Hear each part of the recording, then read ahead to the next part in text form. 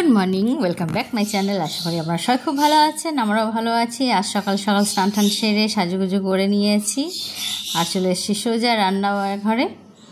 আর এখানে এসে আমার আজকে সকাল সকাল হাজব্যান্ড ইলিশ মাছ মাটন নিয়ে এসে হাজির করে দিয়েছে। আর আমিও সেই খুবই এক্সাইটেড, আজকে সত্যি খুবই এক্সাইটেড আমি আছি যে রান্না করব বলে, যেহেতু আজকে জামাই ষষ্ঠী, স্পেশাল দিনে সব স্পেশাল রান্না তো সব নিয়ে আসা হয়ে গেছে। আর এর মধ্যে 5 রকম ভাজাও হয়ে গেছিলো, তো নিয়ে এসছে। তো খুবই এক্সাইটেড আছি আমি আজকে রান্না করার জন্য, কেন কি আজকে দিদি জামাইবাবুকে সবকে নিজের হাতে রান্না করে সবাইকে পরিবেশন করব। আমি খুব দিন আমাদের তো জামাই ষষ্ঠী নেই বাপের বাড়িতে, তাই আমাকে শ্বশুরবাড়িতেই আছি। তো এবার জামাই ষষ্ঠী কিভাবে হয় কি হয় আমি কিছু জানতাম না, সব এসে এখানে দেখছি। যেহেতু আমি ঝাড়খণ্ডের, যেই জন্য আমি ঝাড়খণ্ডের হলো অনেকের হয় কিন্তু আমাদের নেই, সেই জন্য এখানে এখন শ্বশুরবাড়িতে সবার দেখেছি। তো দিদি এসছে, জামাইবাবু এসছে, তো হাজব্যান্ডকে বলেছিলাম যে তুমি আমাকে এগুলো সব এনে এনে দেবে আর আমি আজকে রান্না করব সব পদ।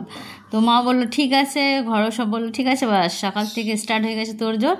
5 রকমের ভাজা করলাম, ইলিশ সর্ষে, আর এদিকে মাটনটাকে দই দিয়ে ম্যারিনেট করে রেখে দিয়েছিলাম, তারপরে দই করলাম। তারপর এবার সব বলছে যে যখন দই মাটন হয়েছে মাছ হয়েছে তা চিকেনটা কেন বাকি থাকে। তখন এবার আমার ননদের মেয়ের তিথির খুবই ভালো লাগে চিলি চিকেন আমার হাতে, তো ওর জন্য আবার চিলি চিকেনও করা হলো। দিদি আর তিথি সবার জন্য চিলি চিকেনও করলাম।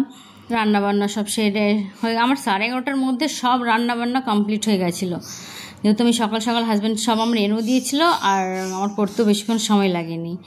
তারপরে এদিকে সালাদের জন্য সব কাটাকাটি, ফল কাটাকাটি, তো ফল মিষ্টি দই সবই রকমই থাকে। তো সব ইচ্ছে করছিল যে অনেক ইউটিউবেই দেখেছি যে সব জামাইদেরকে সাজিয়ে গুজিয়ে দেয় খেতে। তো আমারও নিজের খুব ইচ্ছে ছিল, মনের ইচ্ছেটা আমি আজকে সব পেয়েছি, আনছি না আমি আজকে সব করব।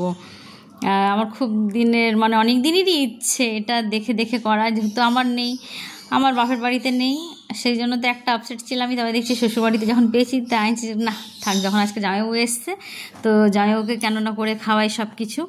তো এই হয়েছে এদিকে ফ্রাইড রাইস আর ভাত, এটা হয়েছে সাদা ভাত মা, আর ফ্রাইড রাইস দিদি করেছিল, বাদ বাকি টোটাল মেনু আমি করেছিলাম। পোলাও, 5 রকমের ভাজা, দই ইলিশ, মটন কষা, চিলি চিকেন, চাটনি, পাঁপড়, মিষ্টি আর ফল, এই দিয়ে আজকে সব সার্ভ করলাম, জামাইবাবুকে খেতে দিয়েছি। এইভাবে আমি নিজের ইচ্ছেটা পুরো করলাম। জামাইবাবু খেয়ে নুক, নেক্সট ভিডিওতে আপনাদের সাথে আবার দেখা হচ্ছে অন্য কোনো ভিডিও নিয়ে। আপনারা সবাই ভালো থাকবেন, সুস্থ থাকবেন, সাবধানে থাকবেন। এখনকার মতন টাটা।